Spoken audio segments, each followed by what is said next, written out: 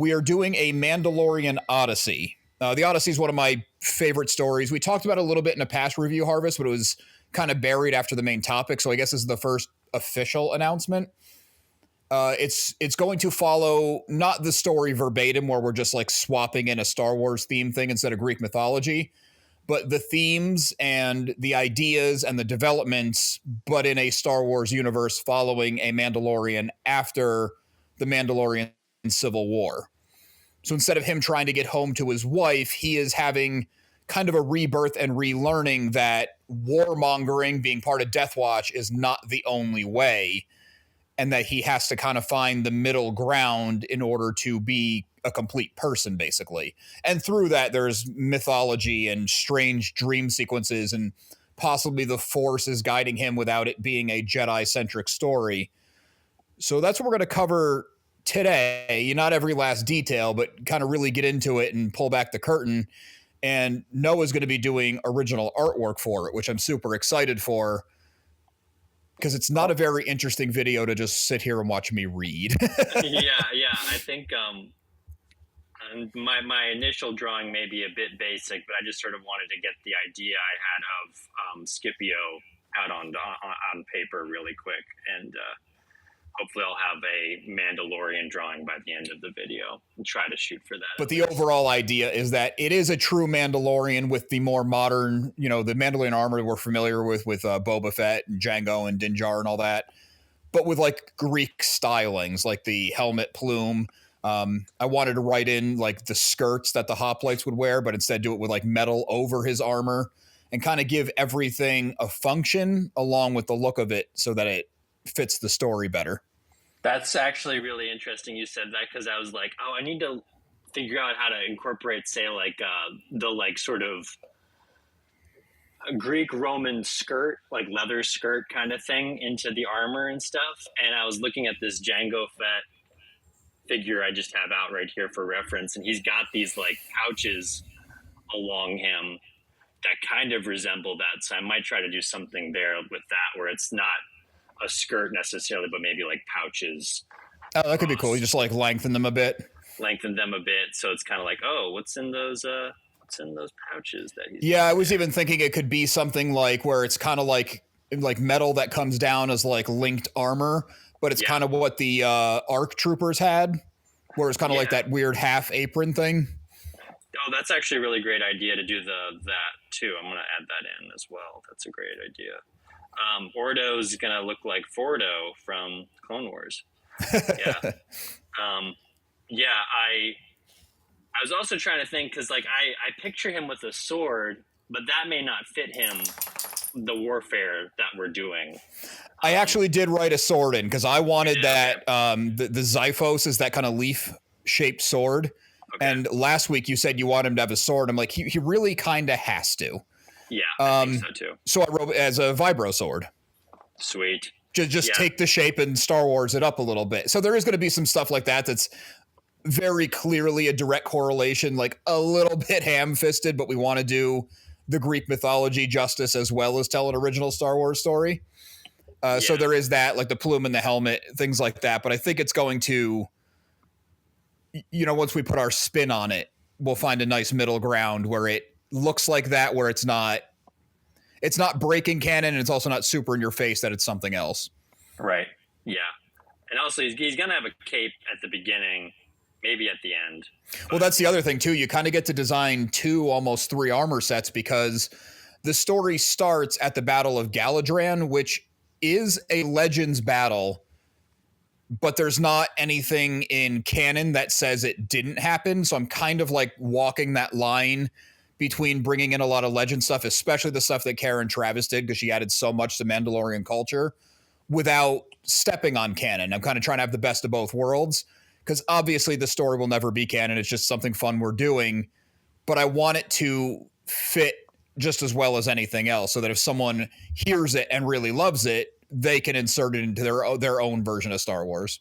Well, and it's also like, I like that we're kind of treating this, though, as if it was a canon story. Like if we were hired by Lucasfilm to make this happen. Like I like that idea. Like that, and we're doing kind of what like recently what the Gilroys did with the Gorman Massacre or something like that, where it's like we're telling a story about this character that we created, kind of like, you know, the guys created Andor. It was like this original character, not necessarily to fit into the lore completely, or not from any existing lore. And then we're making this character interact with key events. Rebels does the same thing, where it's like, you know, let's create these new characters and then have them interact with events that have been touched either in legends or in other novels, and interact with characters that have been. Yeah, You know, yeah, that's a really good way to put it. Yeah. If you're getting value or entertainment out of any of my transmissions, it would mean a lot if you would join the Remnant and subscribe. This is a myth. It's a Star Wars tale. So, yes, there's going to be heavy stuff in the cost of war, in your self-identity, in questioning your own beliefs, talking about the Force. But there's also going to be aliens and adventure, and they're going to find a planet of robots who have not had maintenance. So their programming has gotten corrupted to where it's almost like a religion, and they're responsible for breaking down and recycling, you know, old warships and stuff from past wars before we get into the Clone Wars. And they just call it the works, and everything services the work. And it's just like this really kind of like kooky, broken, dumb master droid that becomes the stand-in for the Cyclops from the Odyssey, where they kind of mess with it and like trick it into helping them, but then he crosses a line and they have to fight their way out. So it's still going to have like goofiness in it. Yeah, I love the sound of that. That sounds so great. I also thought it'd be fun for you to draw a giant robot. So I saw the giant robot and I was like, I'm down for drawing that guy. He's going to be cool to do. Did you see those big robots in the Mandalorian trailer? I did. When I saw that, I was like, oh, come on. I just wrote that in. Yeah, I was like, oh, look at the synergy we have going on here. By the time ours comes out, it's going to look like we just ripped off the trailer. We got to get it done fast. Yeah. Yeah, no, it won't look like that though. I think I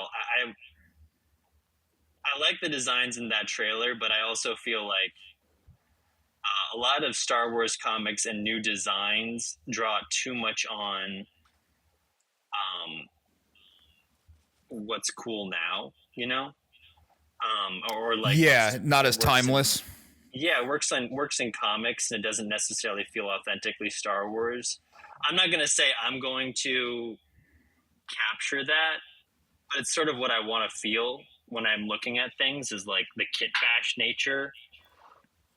Like droids, and I kind of like the idea of looking through the art books that I have from like the prequel stuff and the original trilogy stuff, and doing kind of what they do like now, which is just look at what's been unused for McQuarrie, what's been unused for Joe Johnston, Doug Chang, and not like ripping it off completely, but just looking to that for inspiration. Yeah, taking inspiration from, yeah, and then even looking into maybe what they were looking at the time. And I feel like Doug Chang,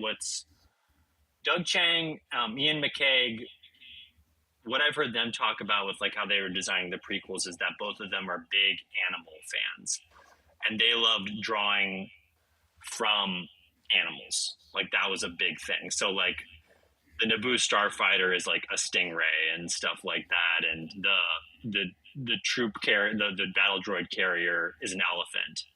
You know, like that's okay, like yeah, I could see that. Doug Chang was coming from with those designs, and even the battle droids themselves are dog skeletons and things like that. So like there's this animalistic thing, and I love doing that too. Like I love doing looking to animals for design, and like and putting machines into that too. So that's what I like, and I like the because I would rather draw animals than people most days. And I would rather and going with this like worker droids that have been working for possibly hundreds of years unchecked, they could literally be kit bashed, where like, you know, maybe this one's missing an arm and they just like put something else on because they just have to keep working. They cannot stop working. Yeah, I love that idea. That's so, yeah, I like that. That's sort of, and like one of my favorite characters is the droid from Solo, and that's what she is. She's this like self kit bashed droid, which I think is so cool.